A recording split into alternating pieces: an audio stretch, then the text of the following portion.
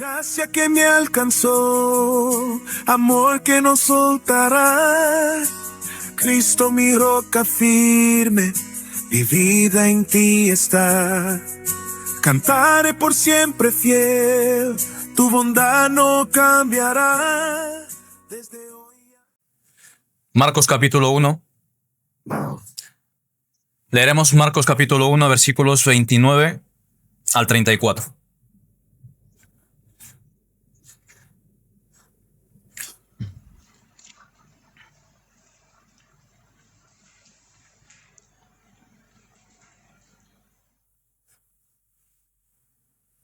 ¿Lo tiene? Sí. Marcos capítulo 1, versículos 29. Al salir de la sinagoga, vinieron a casa de Simón y Andrés, con Jacobo y Juan.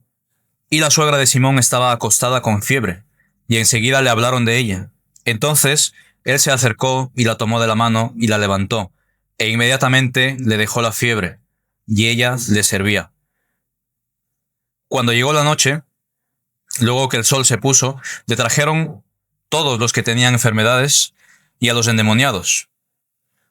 Y toda la ciudad se agolpó a la puerta, y sanó a muchos que estaban enfermos de diversas enfermedades, y echó fuera muchos demonios, y no dejaba hablar a los demonios porque le conocían. Levantándose muy de mañana, siendo aún muy oscuro, hasta el versículo 34. Tomen asiento, mis hermanos, por favor. Vamos a comenzar la exposición de la palabra.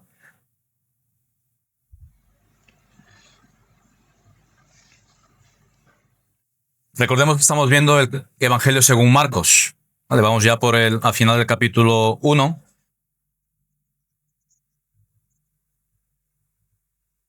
Ahora que estamos en vacaciones, no sé si alguno de vosotros ha tenido esa visita inesperada o esa visita anticipada de un ser querido, ¿no?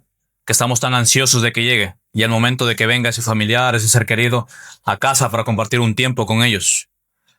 Estamos deseosos, ¿verdad? Los que tienen hijos fuera están esperando a que llegue para compartir con ellos. Y cuando llega, ¿qué pasa? Compartimos un tiempo muy familiar, muy íntimo con ellos en nuestro hogar. Quizás un tiempo íntimo que en otra ocasión no se daría. En el día a día quizás esa cercanía no se daría. Pues algo similar les ocurre con el Señor Jesús, ahí en casa de Simón y Andrés, con Jacobo y Juan y la suegra de Pedro. El Señor Jesús va a la casa de estos hombres. Quizás ellos no lo saben, pero Jesús sí lo sabe. El tiempo que estaría ahí con ellos era muy corto. El tiempo que estaría ahí con el Señor Jesús eran unos años, que estaría con ellos preparándolos, instruyéndolos. Ellos pensaban quizás que iba a ser una relación de años, muchos más años de los 3 años que estuvo con ellos, pero el Señor Jesús sabía que era un tiempo corto y que ese tiempo corto era necesario que sea íntimo, un tiempo que verdaderamente ellos aprendieran a caminar con el Maestro, ese tiempo que verdaderamente ellos pudieran ver su necesidad de ser transformados, de aprender de quien verdaderamente les iba a enseñar ese camino que iban a andar en un futuro más próximo, solos, sin su Maestro, pero que ya iban a haber aprendido en su intimidad, en su casa. Eso es lo que estaba aconteciendo ahí en ese momento.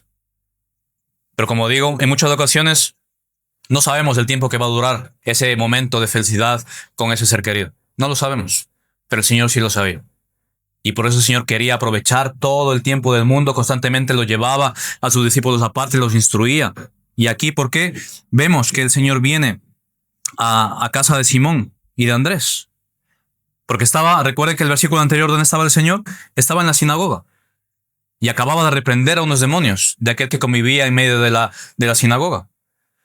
El Señor podía haber dicho, bueno, pues me voy a la casa del principal de la sinagoga y estoy con él. El Señor también era maestro de la ley. Pero no. ¿Qué es lo que hace el Señor? Se va a casa ¿de quién? De aquellos que fueron llamados poco antes, Simón y Andrés.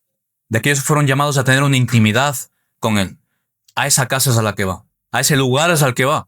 Al lugar donde el Señor Jesús dice, yo voy a tener intimidad contigo. Ahora tú. ¿Te acuerdan cuando le llama a Pedro? Ahora serás pescador de hombres. Y no le dice, bueno, pues ahora ve y estudia por tu solo. No, dice, yo voy a compartir contigo, voy a estar contigo. Voy a ir a tu casa a conocerte íntimamente. Porque era necesario que la vida, no solamente la vida pública de estos hombres, sino también la vida privada de estos hombres sea transformada. desde dentro, desde lo más íntimo, desde lo más personal, debían ser transformados. No solamente lo exterior, lo visible, también lo interior. ¿Qué es lo que estaba ocurriendo aquí? No sé si todos podemos decir aquí que el Señor está transformando nuestra vida desde lo más íntimo, desde lo más personal, desde aquello que solamente nosotros conocemos. No solamente lo exterior, lo que ven los demás.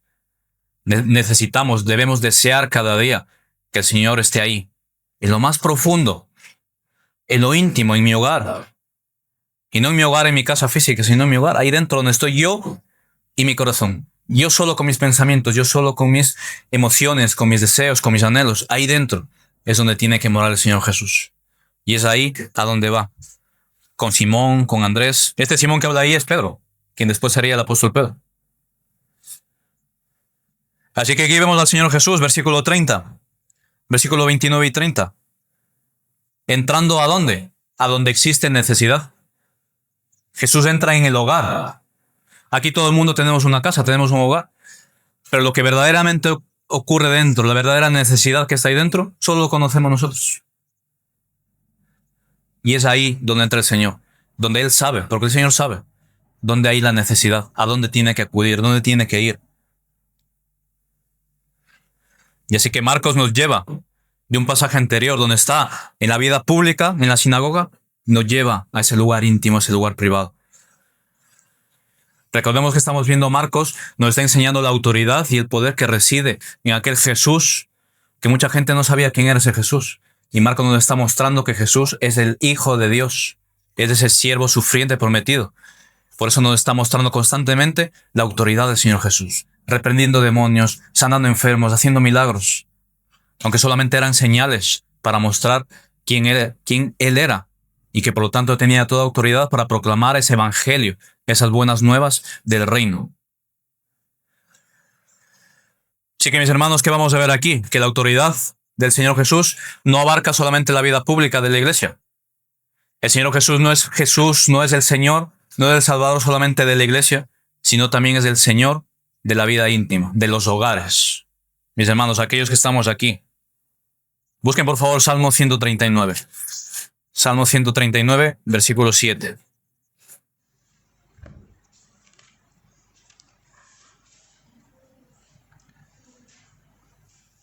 No hay esfera, mis hermanos, en la vida, no hay área de nuestra vida que quede fuera de la autoridad del Señor Jesús. Para el Señor no hay separación entre la vida pública y la vida íntima.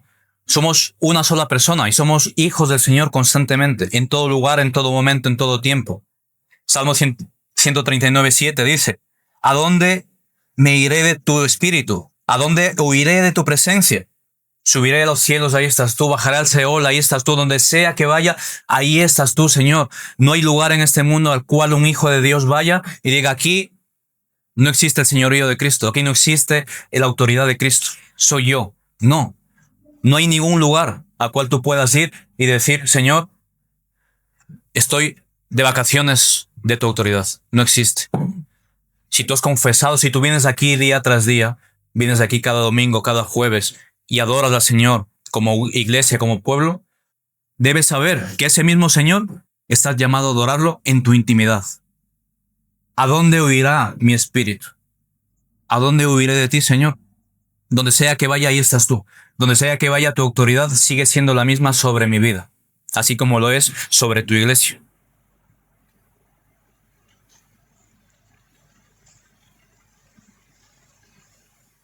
Así que mis hermanos, allá, en mi lugar privado, en mi lugar íntimo, que es mi hogar, allá también debe reinar Cristo.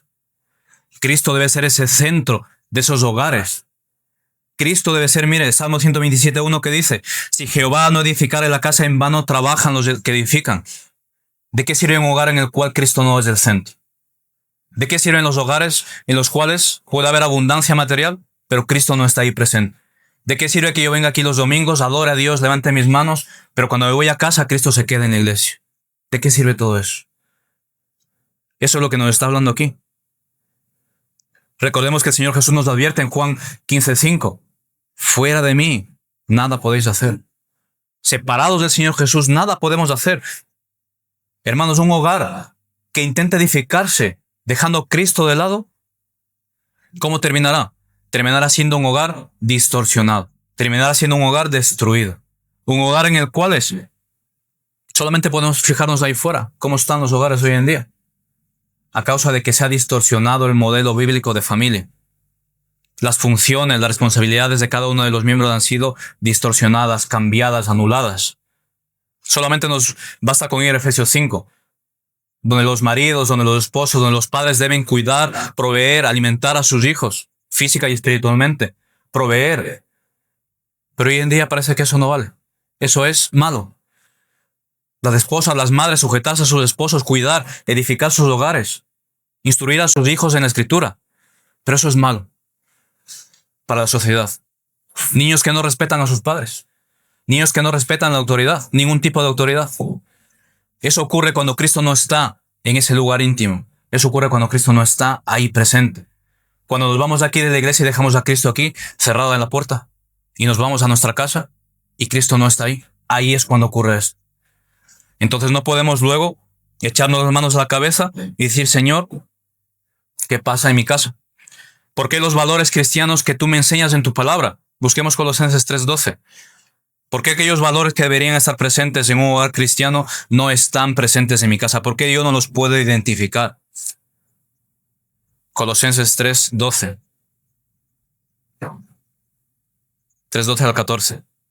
¿Cuáles son los valores cristianos que deben estar en un hogar cuando Cristo es el centro? Esto va a estar ahí. Entrañable misericordia, benignidad, humildad, mansedumbre, paciencia, soportándoos unos a otros, es decir, siendo un apoyo unos a otros, perdonándonos. ¿Cómo? ¿De qué manera? No como el mundo perdona, sino como Cristo perdonó. Versículo 14.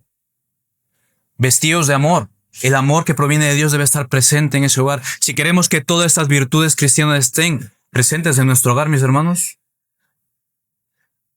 debemos verdaderamente decir, Cristo tiene que ser el centro de mi lugar íntimo, de mi hogar. No puedo pretender que esto esté presente en mi casa si Cristo no está presente. Al contrario, cuando esto no está presente, ¿qué vamos a ver en nuestras casas? Todo lo contrario. Iras, maledicencias, todas las obras de la carne que nos habla la Escritura. Así que si tú has sido llamado a esa intimidad con el Señor, no puede quedarse en palabras, no puede quedarse en sí yo soy cristiano, sino que tiene que pasar a la acción. Tienes que pasar a que eso se manifieste. Santiago nos dice 2:17, la fe sin obras es muerta. Si yo digo ser cristiano, pero nada de eso cambia mi vida, mi hogar, es una fe muerta. Solamente lo estoy confesando con mis labios. Pero realmente en el fondo, no lo soy. Si creo que soy cristiano, pero no hay evidencia en mi vida, me estoy engañando a mí mismo. Así que como cristianos tenemos la obligación de ¿qué? De día tras día, afirmar lo mismo que afirmó Josué. No importa el modelo bíblico que me diga la sociedad, que me diga mi familia, que me digan mis amigos. No importa por muy bien que me lo pinte la sociedad. Lo que yo tengo la obligación de decir, si yo creo en Jesucristo, si yo quiero que Cristo reine en mi hogar, mi obligación es decir, yo y mi casa serviremos a Jehová. Como dijo Josué 24:15. Esa es mi obligación. Que en ese lugar íntimo, donde yo quiero que Jesús entre a tener esa intimidad conmigo, debo decir esto. Yo y mi casa serviremos a Jehová. Si yo no digo eso, si eso yo no lo manifiesto con todas mis fuerzas, con todas mis capacidades, no puedo pretender que esas virtudes que hemos visto antes reinen en mi casa. Es imposible. Ni en mi casa, ni en la iglesia, ni en ningún lugar de la sociedad puede reinar esas virtudes si Cristo no está ahí presente. Por eso nuestra obligación es que donde sea que nosotros estemos, procuremos que Cristo esté ahí, que Cristo esté presente en las decisiones, en las acciones, en los pensamientos. En mi trabajo, es un lugar donde hay gente que no conoce a Dios. Yo estoy en la obligación de que Cristo esté ahí por medio de mi persona. Yo tengo que reflejar a Cristo. Sé que en la práctica luego eso es complicado, pero por eso no lo hacemos con nuestras fuerzas, lo hacemos con las fuerzas del Señor por medio de su Espíritu Santo.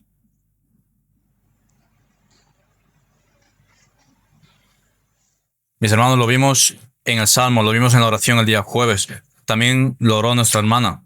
No debemos nunca olvidarnos que el Dios en quien creemos, al Dios a quien clamamos, al Dios a quien servimos y en quien creemos es un Dios santo. Mis hermanos, constantemente se nos olvida y constantemente por eso la Escritura nos recuerda. Constantemente. De las cosas que más nos recuerda la Escritura es que Dios es santo. Porque tendemos a humanizar a Dios. Tendemos a ponerle a Dios como un poquito mayor que nosotros. Incluso hoy en día, lo contrario. Cristo es un siervo nuestro. Es nuestro amigo con el cual le pido que me haga la compra, que me haga la comida, que me pague las facturas, que trabaje por mí incluso. Pero Cristo es Dios y es santo. Y es a ese Dios a quien clamamos. Y eso nos tiene que recordar constantemente. Nuestro corazón constantemente tiene que tener eso en mente. Dios es santo. Por eso dice Habacuc 1:13. Muy limpio eres de ojos para ver el mal, ni puedes ver el agravio. Mis amados hermanos, si mi casa, si mi intimidad, yo no procuro que constantemente limpiarla, santificarla, yo no puedo pretender que Cristo more en ese lugar en el cual reina el pecado, reina el desorden. Yo no puedo pretender eso. Yo tengo que procurar constantemente poner en orden mi casa, para que Cristo pueda entrar ahí conmigo, en esa intimidad. Así que si reconoces que tu hogar no está en orden, si reconoces que algún área de tu vida no está en orden, clama a Cristo. Clama a Cristo. Pon delante de Cristo tu necesidad. Es tiempo, mis hermanos, de que clamemos a ese Señor, quien puede verdaderamente cambiar un hogar, puede cambiar mi manera de vivir. Y para eso, mis hermanos, es necesario que rindamos nuestra vida al señorío de Cristo. Yo no puedo pretender solamente que Cristo sea mi Salvador, pero no ser mi Señor. No puedo hacer eso. Si yo lo quiero, tiene que ser completamente lo que Él es en su totalidad. Todos sus atributos a plenitud. Su señorío a plenitud. Y entonces, si yo reconozco eso en mi vida, puedo venir a Él, como les ocurrió aquí en el versículo 30. ¿Qué es lo que hicieron? Trajeron delante de Él sus necesidades. Las necesidades íntimas de su casa las trajeron delante del Señor que entró en su casa. Viene en versículo 30 de Marcos. Marcos 1:30. Y la suegra de Simón estaba acostada con fiebre y enseguida le hablaron de ella. Inmediatamente al llegar a casa, presentan esa necesidad delante del Señor. Presentan la necesidad delante de aquel que puede dar solución al problema. Y una cosa muy importante. En ningún momento el Evangelio nos muestra incredulidad de parte de Pedro. Es decir, bueno, Señor, tengo un problemita, te lo voy a plantear. Si puedes, me lo arreglas. No hay ninguna duda. ¿Qué hacen? Llevan la necesidad delante del Señor. ¿Por qué? Acababan de ver cómo había liberado a un hombre de un demonio. Acababan de ver cómo Él estaba obrando su poder, su autoridad. Acababan de ver cómo estaba obrando. Así que no tienen ninguna duda. ¿Por qué? Porque estaban cerca, pegados al Maestro. Estaban mirando cara a cara al Maestro cómo estaba obrando, cómo estaba trabajando. ¿Cuándo vienen las dudas del poder de Dios? Cuando estoy alejado de Él. Si yo estoy cerca de Dios, estoy cerca del Maestro, estoy cerca del Señor, las dudas se van a disipar. Y así que vemos aquí a Pedro llevando esa necesidad delante del Señor. No duda, simplemente la lleva. Él sabe que a quien está clamando puede arreglarse. ¿Y por qué? Porque ellos confiaban en ese poder, como les digo. Confiaban en que sus palabras tenían autoridad. Así que si se fijan en el relato, no nos dice ni siquiera de qué estaba enferma. No nos dice nada. Simplemente nos dice aquí que estaba con fiebre, que estaba enferma. Porque lo importante no es la enfermedad en sí misma. Que el Señor Jesús no lleva un currículum y me dice, bueno, esto y esto es lo que puedo hacer. No, Él es todopoderoso. Es Dios encarnado.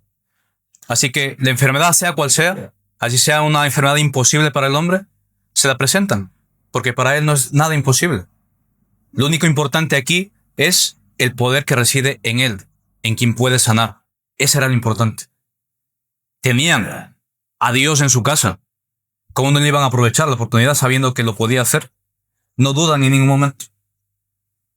Ese, mis hermanos, es el poder de la fe cuando caminamos cerca del Señor.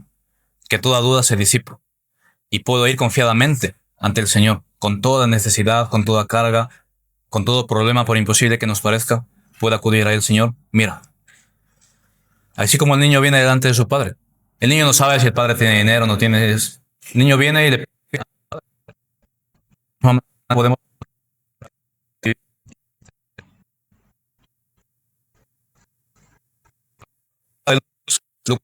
Nos dice que el Señor se acerca hacia él, prende la fiebre. Es decir, ¿qué es lo que dice el Señor? ¿Qué es lo que dice el Señor ahí? Se acercó a la suegra y reprende la fiebre. No se acerca al Señor y empieza ahí a hacer ningún ritual, ninguna cosa extraña, ninguna magia. ¿No? El Señor habla. Las palabras de Dios son las que tienen poder. No ninguna cosa extraña. No llega y primeramente le pide la ofrenda para sanarla, no le pide absolutamente nada. No la sana por partes. Dice, bueno, hoy he tenido poca fe, mañana volveré. No, sana completamente de la voluntad de la palabra. Él habla y la fiebre, todo, los demonios, todo obedece a su voz.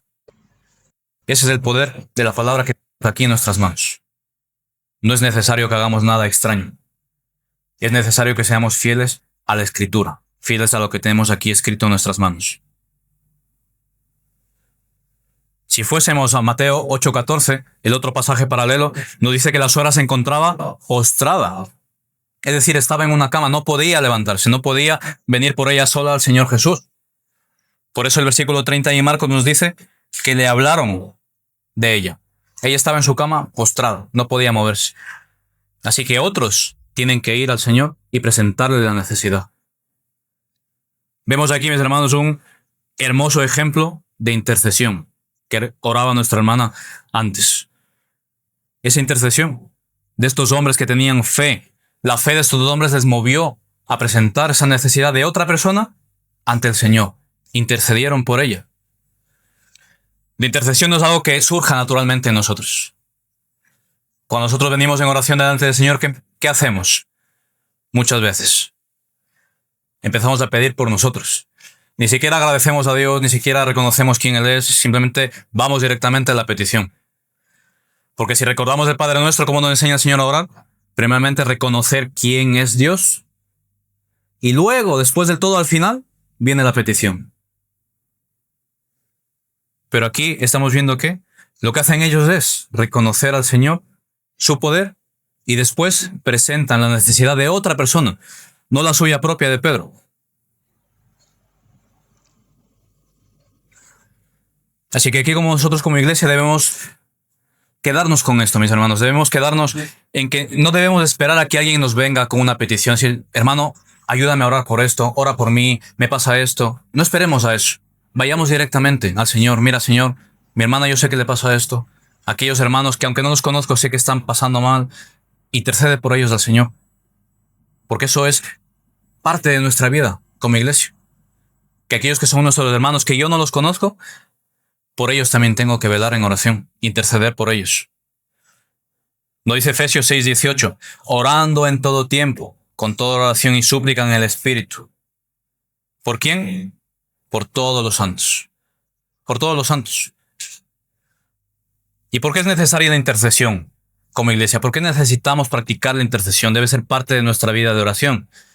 Porque además de cuando se predica el Evangelio, muchas personas llegan a los pies de Cristo por la intercesión. Y no quiero decir con esto que cuando uno ora, obliga a Dios a hacer lo que uno quiere, no. Cuando uno ora, cuando uno intercede al Señor por algo, por una necesidad, primeramente, ¿qué estoy haciendo? Estoy reconociendo que depende de Dios. Estoy dependiendo yo de Dios y estoy reconociendo que el poder reside en Él para hacer algo. Y lo único que yo estoy haciendo es, Señor, vengo a ti porque tú sí puedes hacer. Tú tienes el poder y la capacidad de hacerlo. Así que por eso vengo y clamo a ti. Y pongo delante de ti esa petición. No estoy ahí obligando al Señor que lo haga, no. Solamente vengo y lo presento delante de Él. Y confío, como en el Salmo, como lo vimos, confiamos en la misericordia, en la bondad y en la compasión de Dios para obrar Si yo he pedido conforme a su voluntad, si yo he pedido conforme a sus propósitos, yo voy a saber que esa oración va a ser contestada. En su tiempo, en su momento, conforme a su diseño, conforme Él quiera, Él va a contestar. Y esa persona tarde o temprano, no sé si algunos pueden recordar alguna oración que hicieron en algún momento por alguna persona, esa persona tarde o temprano vino a los pies de Cristo. Oraciones que uno ha intercedido. Quizás no lo ves ahora, quizás los niños allá en Lodosa, los cuales están ahí, que constantemente están trabajando con ellos, quizás hoy no, mañana tampoco, pero quizás en algún momento toda esa labor de oración, de enseñanza, va a dar un fruto. Y en su momento Dios obrará, pero ahí debemos confiar nosotros, en que no residen en nuestro poder, reside en el poder de Dios. Ahí está nuestra confianza en el Señor.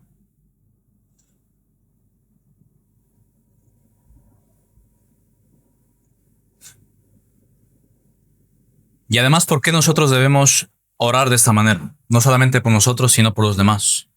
¿Por qué debemos hacer? Recuerdan el segundo gran mandamiento. Amarás a tu prójimo como a ti mismo. Primeramente al Señor y luego a tu prójimo. Pero Pablo luego reflexiona en Gálatas y dice, realmente, el resumen de toda la ley es amar a tu prójimo. ¿Por qué? Porque si amas a tu prójimo, realmente estás también amando a Dios. Entonces, realmente amar al prójimo, cuando tú amas a tu prójimo, cuando tú oras por tu prójimo, cuando tú presentas a Dios sus necesidades, realmente estás mostrando amor por esa persona. Es lo que estás haciendo. Cuando tú vienes delante del Señor y te quebrantas en oración por sus necesidades, por su situación, como si fueran las tuyas propias, estás mostrando ese amor, esa compasión por esa persona. La misma compasión que Cristo tuvo por ti. La misma compasión que alguien sintió por ti y por mí cuando oró por tu conversión. Quizás tú no lo sabes, o quizás sí, pero alguien en algún momento seguramente oró por ti. Y lo mismo tenemos que hacer nosotros. ¿Cuál es la mayor necesidad que tiene el ser humano? La salvación de su alma. Y cuanto más la iglesia del Señor, que ya conoce al Señor, que conoce esos medios que Dios le ha dado, que es la oración, cuánto más debemos usarlas. ¿Para qué? Para que esas personas que aún están ahí fuera, sin conocerlo, vengan a conocerlo, vengan a los pies de Cristo. Esa es nuestra obligación. Porque si no lo hacemos, estamos haciendo lo que nos dice Pablo en Romanos. Estamos reteniendo con injusticia la verdad. Y Dios nos pedirá cuentas de eso. No podemos retener con injusticia la verdad. Tenemos que proclamar el Evangelio, tenemos que pedir en oración al Señor, porque nosotros sí lo conocemos. Los que están en oscuridad no lo conocen, pero nosotros sí. Así que es nuestra obligación hacer esto, lo que hicieron por la suegra de Pedro. Ir ante quien tiene el poder y presentarle la necesidad. ¿De quién? De aquella que estaba en cama postrada. Los que están ahí fuera, mis hermanos, en oscuridad, ¿cómo están? Postrados a causa del pecado. No pueden, no tienen la capacidad y no quieren levantarse de su lecho y venir ante Dios. Es necesario que alguien obre, y ese alguien que va a obrar es el Señor. Así que veamos aquí el versículo siguiente, versículo 31.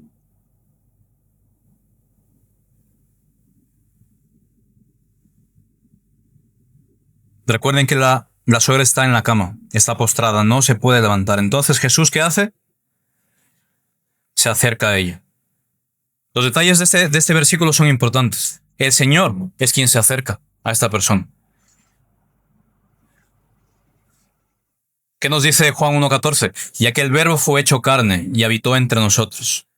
La encarnación, mis hermanos, es la máxima realidad, la máxima expresión de esta realidad, que el Señor se acerca a aquel que está postrado en su estado de incapacidad de acercarse a Dios.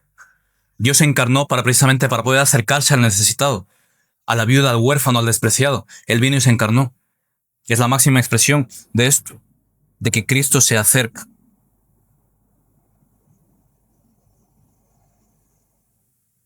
Entonces aquí nosotros debemos reflexionar por qué era necesario, mis hermanos.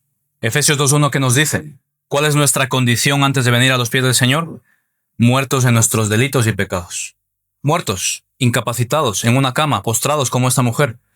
El ser humano natural no puede voluntariamente ni quiere acercarse a Dios. Dios tiene que venir y acercarse a esta persona. Busquemos por favor Salmo 14, Salmo 14:2.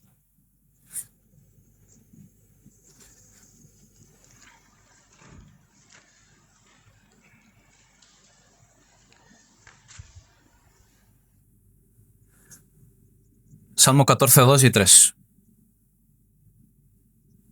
Dice, Jehová miró desde los cielos sobre los hijos de los hombres para ver si había algún entendido que buscara a Dios. ¿Qué creen? ¿Encontró a alguien? Versículo 3. Todos se desviaron. A una se han corrompido. No hay quien haga lo bueno. No hay ni siquiera uno. Así que, ¿qué ocurre con nosotros? Mis hermanos, no hay nadie que ni tan siquiera quiera levantarse de su lecho. No hay nadie quien pueda levantarse voluntariamente de ese estado de enfermedad donde le tiene el pecado. Nadie. Ni quiere ni puede. Está incapacitado. Es lo que nos dice aquí lo que acabamos de leer. Veamos otro pasaje. Génesis 6:5. Génesis 6:5. Y vio Jehová la maldad de los hombres. Era mucha en la tierra. Y que todo designio de los pensamientos del corazón de ellos era de continuo solamente el mal. Dios es bueno en gran manera. Y nos dice este pasaje que el corazón del hombre no puede desear el bien porque lo único que hay en su corazón, lo único que desea es el mal. De continuo el mal. No en algunas ocasiones, sino continuamente. El mal continuamente está deseando. El corazón del hombre está continuamente deseando el mal. Por lo tanto, no puede desear lo bueno que es Dios. Dios es bueno perfectamente. Entonces no lo puede desear. Está incapacitado. Por eso es importante que entendamos el versículo 30 de nuestro el versículo 31 de nuestro versículo. Que Él se acerca. Precisamente porque el Señor sabe cuál es nuestro estado. Pero sin embargo, mis hermanos, ¿qué nos vamos a encontrar allí fuera? Que en algún momento, cuando tengan la oportunidad de predicar el evangelio a una persona, ¿qué es lo que van a recibir como respuesta? Pero si yo soy bueno. Yo soy bueno. ¿Y por qué esa respuesta? ¿Por qué las personas creen que son buenas? Porque se comparan con aquello que está a su alrededor. Se comparan con su propia justicia. Se comparan con lo que está en el mundo y dentro de lo malo, lo menos malo parece bueno. Pero realmente, ¿con quién nos tenemos que comparar? Con la ley moral de Dios. Es la ley moral de Dios el estándar donde debemos vernos como un espejo. Y cuando nos vemos en ese espejo, vamos a decir, Señor, aquí no hay nada bueno. No tengo nada bueno que ofrecerte. Por eso es esa ley moral la que nosotros debemos presentarle a las personas cuando vamos a evangelizarlos. No debemos prometerle cosas que Dios promete solamente para sus hijos. Debemos recordarles cuál es su estado. Debemos recordarles en qué situación se encuentran. Se encuentra en un estado vital, de vida o muerte, como David. Su alma está condenada. Y debemos presentarle ese estado, ¿para qué? Para entonces presentarle la buena noticia. Te encuentras así, pero hay solución a tu estado. Hay solución para la suegra de Pedro. No tiene que esforzarse en levantarse. El Señor viene. ¿Y qué hace el Señor? ¿Qué dice ahí? La toma. Y la toma de la mano.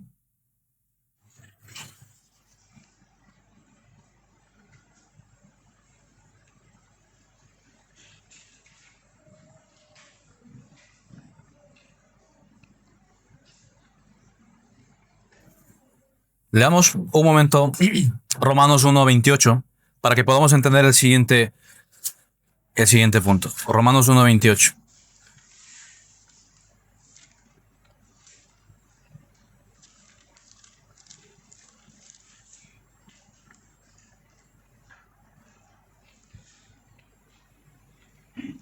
Y como ellos no probaron tener en cuenta a Dios, Dios los entregó a una mente reprobada. No quiere decir aquí que cuando Dios los entregó que los obligara, simplemente que los dejó. Lo que indica es que Dios está reteniendo y suelta. Entonces ellos van voluntariamente. Esa es la palabra entregó. No que Dios les empuja, simplemente les libera y les deja hacer lo que ellos quieren. Dios los entregó una mente reprobada para hacer cosas que no convienen, estando atestados de toda injusticia, fornicación, perversidad, avaricia, maldad, llenos de envidia, homicidios, contiendas, engaños, malignidades, murmuradores, detractores, aborrecedores de Dios, injuriosos, soberbios, altivos, inventores de males, desobedientes a los padres, necios, desleales, sin afecto natural, implacables, sin misericordia. Mis hermanos, todas estas cosas hemos sido todos, todas estas cosas son todos aquellos que persisten en vivir fuera del Señor. Y aquí viene lo increíble, siendo así de malos, siendo así de perverso nuestro corazón, mis hermanos, volvamos ahí a capítulo 1 de Marcos, versículo 31, cuando dice que el Señor le tomó de la mano. Esa mujer que estaba ahí, que estaba en esta condición que vemos aquí en Romanos, Dios santo, Dios perfectamente santo, mis hermanos, nos toma de la mano en esa condición. Toma de la mano a alguien que está tan manchado de pecado, un Dios tan santo. Eso tiene que nosotros quebrantarnos. Que ese Dios tan santo está dispuesto a cogernos de la mano, algo tan impuro. ¿Para qué? Para levantarnos de nuestro estado, limpiarnos y purificarnos.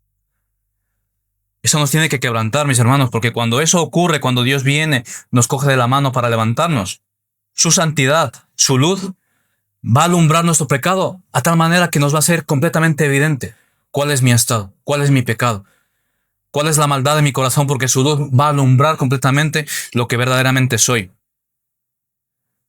Y nosotros, cuando eso ocurre, cuando verdaderamente la luz de Cristo alumbra mi vida, cuando viene a mí y me toma de la mano, ¿qué es lo que va a ocurrir en mí? ¿Recuerdan cuando Pedro es llamado por el Señor y se da cuenta quién es que le dice: apártate de mí, Señor, porque soy hombre pecador? Esa es la reacción que tiene que haber de todo hombre cuando se da cuenta de su maldad, cuando viene Cristo a visitarle para rescatarle de su maldad. Señor, apártate de mí porque soy pecador.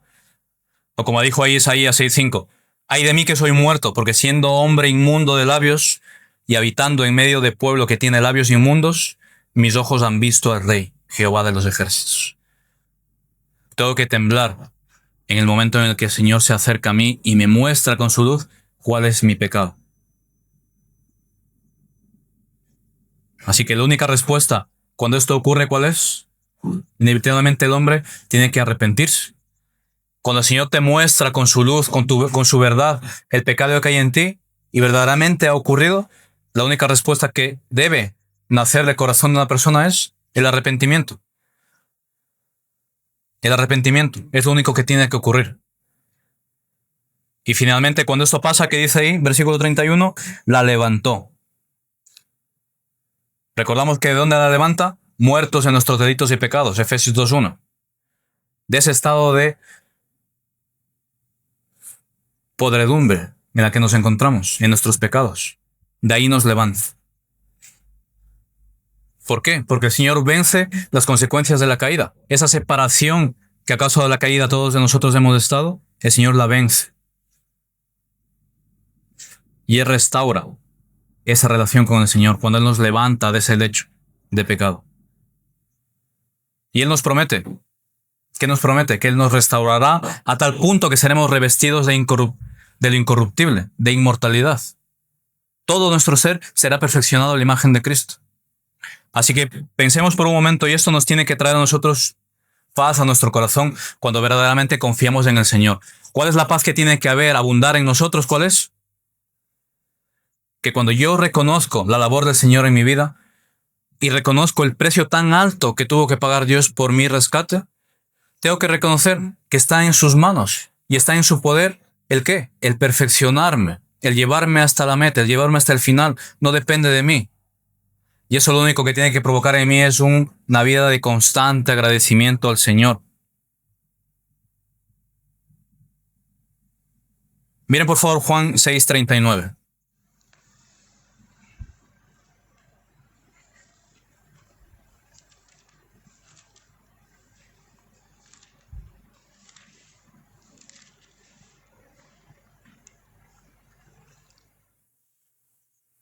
Y esta es la voluntad del Padre que me envió, que todo lo que me diere, no pierda yo nada, sino que lo resucite en el día postrero. Si el Señor vino y te levantó de tu lecho, si el Señor vino y te rescató, ten por seguro que dice ahí, no dice que el Señor le dijo que ellos no se pierdan, dice yo no los pierdo. Dice el Señor Jesús, yo no los voy a perder, porque ahora son míos. Yo, porque reside en mí el poder restaurar, de levantar a las personas de los muertos, reside en Cristo. Y por lo tanto, Cristo dice, yo me comprometo delante del Padre que no los voy a perder, sino los voy a resucitar en el día postrero. Esa es la seguridad que tenemos de nuestra salvación delante del Señor Jesús. Y esa seguridad, mis hermanos, cuando es verdadera, lo único que nos va a llevar es a vivir en santidad, a querer, a desear vivir para nuestro Señor día tras día. No nos va a llevar a vivir en pecado, todo lo contrario. Por gratitud al Señor, lo que vamos a desear siempre que es vivir en santidad, obedecer al Señor, que todo cuanto haga sea para Él. Eso es lo que nos va a llevar cuando yo tengo seguridad en esta salvación que reside en Cristo. Cristo dice, yo no los voy a perder. Es Cristo quien no nos va a perder. Es Cristo quien nos sujeta de la mano para cruzar la acera como el niño. El niño no se sujeta de la mano del padre, es el padre quien sujeta de la mano del hijo para que no se suelte. Así estamos, de seguros en las manos del Señor. Y como digo, eso no es una licencia para pecar, porque si verdaderamente eso ha ocurrido en tu vida, no vas a querer pecar, vas a detestar el pecado que mora en ti. Así que eso es lo que estamos viendo aquí. Y como consecuencia, ¿qué ocurrió cuando ocurre eso? Fiebre dejó. Cuando Cristo obra en la vida de una persona, mis hermanos, la fiebre, la enfermedad, la práctica voluntaria del pecado, el deleite en el pecado, nos va a dejar, nos va a abandonar. Cuando Cristo obra en una vida, eso se va a ir de nosotros, porque Cristo ha obrado. De modo que si alguno está en Cristo, nueva criatura es. Las cosas viejas pasaron y aquí todas son hechas nuevas. Aquellos viejos deseos, aquellos viejos pensamientos, aquella vieja manera de vivir, se va a ir de ti. Y en su lugar el Espíritu Santo va a implantar ese deseo que no es tuyo, que proviene de Dios, de querer servir al Señor, de querer agradar al Señor. Señor, quiero verdaderamente hacer tu voluntad. Dice que comenzó a servirles. Una vida restaurada por el Señor. Vamos a decir lo mismo que dijo el apóstol Pablo. Miserable de mí, ¿quién me librará de este cuerpo de muerte? Señor, ayúdame día tras día a luchar con mi carne, porque constantemente voy a desear que ese pecado ya no esté en mi vida. Voy a desear hacer lo que Cristo quiere que haga. Esa es la evidencia de que cuando verdaderamente Cristo ha venido y me ha levantado de mi lecho. Porque cuando no es una conversión verdadera, mis hermanos, lo que va a ocurrir es que va a decir, bueno, como ya me he salvado, pues ahora puedo vivir pecando. Eso es una falsa conversión. Cuando verdaderamente te has convertido, cuando verdaderamente Cristo te ha cogido de la mano y te ha sacado de tu lecho de pecado, vas a desear lo que Pablo dijo, miserable de mí. Quiero vivir como tú me mandas a vivir. Eso es lo que va a ocurrir en nosotros. Esa es la diferencia. Ahí es donde nosotros debemos diferenciar cuál es nuestro estado. Y no hablamos de perfección, no hablamos de ser perfectos, de no cometer pecados. Vamos a pecar, porque aún vivimos en nuestro cuerpo de pecado. Pero ahí está la diferencia. En 1 de Juan 2:1 nos va a decir cuál es la diferencia. Hijitos míos, estas cosas os escribo ¿para qué? Para que no pequéis. Pero, dice, si alguno hubiese pecado, es decir, puede ser que en algún momento peques porque descuides tu vida espiritual, porque vivimos en nuestra carne, podemos caer en pecado. Si eso ocurre,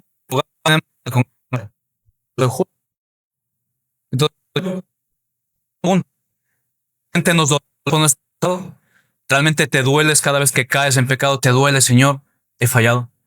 Realmente, Señor, te ruego me restaures nuevamente. ¿O es indiferente para ti? ¿Cómo vives el pecado? ¿Cómo asimilas el pecado? O peor aún todavía, lo sigues practicando.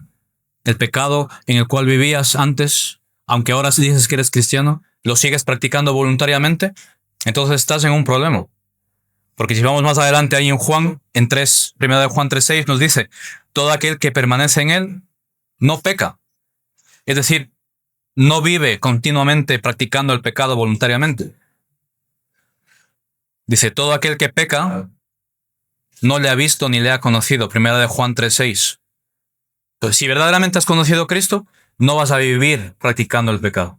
Puedes caer, sí, pero no vas a vivir practicando el pecado. Pero si sigues practicando el pecado voluntariamente, dice, no lo has visto, no lo has conocido. Entonces las evidencias son para cada uno de nosotros para examinarnos. ¿Qué ocurre contigo? ¿Te incomoda el pecado? ¿Te duele el pecado? ¿Qué es lo que ocurre contigo cuando pecas, cuando caes? Eso para todos nosotros. Para los niños también pecan. Y debemos enseñarles eso a los niños, que deben reconocer el pecado. Deben reconocer cuando hacen algo que no agrada a Dios. Enseñarles, mira esto, hijo o hija, es un pecado. Arrepiéntete.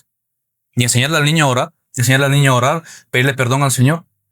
Tenemos que pedir al Señor constantemente, todos los días. En mi oración diaria familiar, debo enseñar a los niños a que oren al Señor primeramente, arrepintiéndose de sus pecados, pidiendo perdón por sus pecados. Porque esa práctica les va a ayudar en más adelante. Y a nosotros también nos ayuda en nuestro día a día a reconocer que todos los días pecamos. Porque si en algún momento digo, yo no he pecado, estoy mintiendo y estoy haciendo a Dios mentiroso. Siempre estoy pecando. Entonces mi obligación cuando en mi vida familiar, recuerden cuando hemos dicho, si Cristo está ahí, yo tengo que vivir como Cristo quiere que vivamos.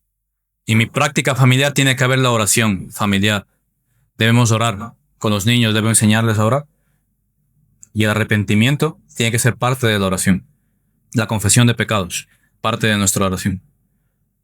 ¿Qué le dijo el Señor Jesús a la mujer adúltera? Vete y no peques más. ¿Podemos pecar? Sí. Cuando digo podemos pecar no quiere decir que sea una licencia. Es decir que es posible.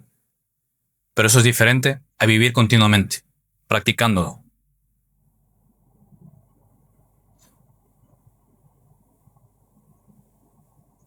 Porque recuerden, mis hermanos, cuando nosotros venimos delante del Señor y pedimos a Dios esa bendición para mi hogar, para mi familia, para mí como persona, recuerden que son bendiciones prometidas para los hijos, no para los esclavos.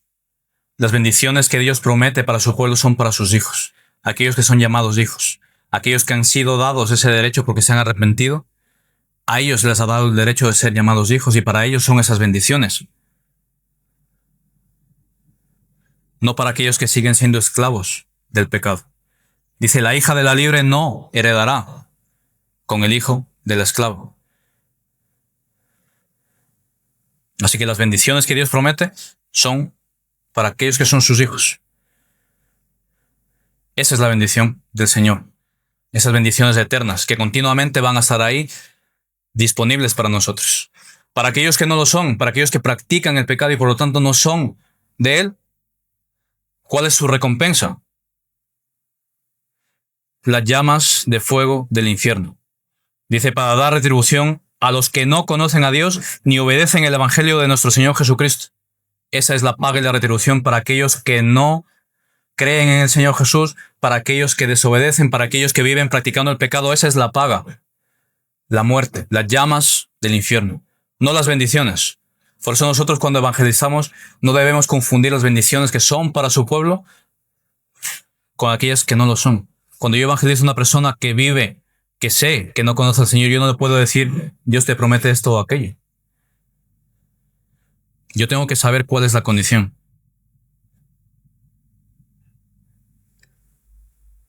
Así que esto es importante que reconozcamos. ¿Recuerdan el endemoniado del versículo 23? Parecía uno más, vivía en medio de ellos. Parecía, seguramente decía, no que era cristiano, diría que es judío, pero parecía uno más. Pero sin embargo, cuando el Señor viene, ¿qué ocurre? Se revela ¿qué? Que no es. Que no es. La palabra de Dios es la que revela. La palabra de Dios es la que revela a cada corazón si somos o no somos hijos. Si somos hijos de la libre o somos hijos del esclavo. Y por lo tanto, ella es la que nos va a decir cuáles son las promesas para nosotros. Las bendiciones o el castigo eterno. Ahí está en cada corazón el reconocer cómo nos encontramos.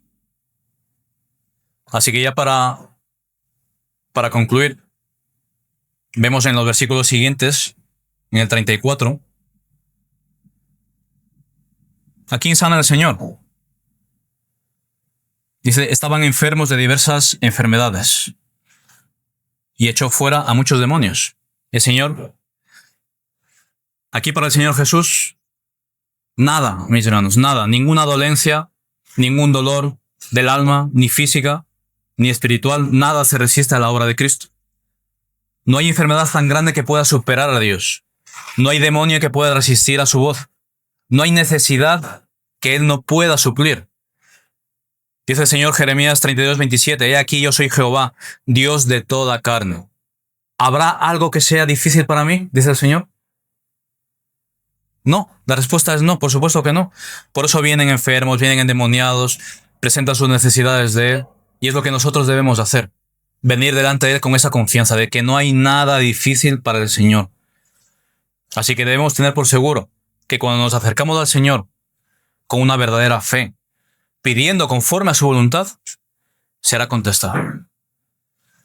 Pero aquí es lo importante, pidiendo conforme a su voluntad, no pidiendo conforme a mi voluntad, conforme a la voluntad del Señor. Así que, amada iglesia, para concluir, estamos llamados a examinarnos si estamos en la fe, si el Salvador a mí habita en medio de nosotros por medio de su Espíritu Santo? Debemos de examinarnos. ¿Para qué debemos saber verdaderamente que estamos en la fe, que verdaderamente somos suyos? Para que con toda libertad podamos andar en esas buenas obras que Dios preparó de antemano para que andemos en ellas. Y podamos con toda libertad del mundo, como hijos verdaderos de Dios, practicar esa intercesión por aquellos que no lo son. Así que lleva todas tus cargas delante del Señor. Lleva todas tus cargas delante de aquel que tiene toda la autoridad para ponerlas en orden. Haz tu parte. Pon en orden lo que está en tus manos, lo que tú puedes hacer, ponlo en orden. Lo sobrenatural, preséntaselo al Señor, para que Él sea quien corrija aquello que tú no puedes. Y especialmente, intercedamos por la salvación de aquellos que aún están en oscuridad. Amigos, seres queridos, incluso personas que podemos decir, en algún momento me dijo que era cristiano, pero ahora lo vemos por ahí perdido, pues seguramente no conoce al Señor. Intercedamos por esas personas. ¿Por qué? ¿Qué nos promete la Escritura? Que la oración del justo puede mucho. ¿Quiénes son los justos? Sus discípulos, aquellos que caminan junto a Él. Esos son los justos. Sus oraciones que van a ser conforme a su voluntad, esas son las que son contestadas. Y ahí en esa oración debo incluir a esas personas, la salvación de esas almas. En esa oración yo debo mostrar la misma compasión que Cristo mostró por mí. Quebrantarme por la salvación de esa persona. Esa es mi obligación, mis hermanos. No tenemos ninguna otra obligación en este mundo más que hacer la voluntad de nuestro Señor y glorificar su santo nombre. Así que eso, mis hermanos, es lo que podemos ver hoy en este pasaje. Reconocer, seguir reconociendo que Dios siempre está obrando. No hay lugar en este mundo, en esta creación, que Dios no esté presente. Así que en aquellas ocasiones en las que pensamos que la autoridad de Cristo está fuera de mi vida, recordemos que no es así. Recordemos que sigo siendo su creación y Él sigue siendo mi Señor. Gracia que me alcanzó, amor que no soltará. Cristo mi roca firme, mi vida en ti está. Cantaré por siempre fiel, tu bondad no cambiará.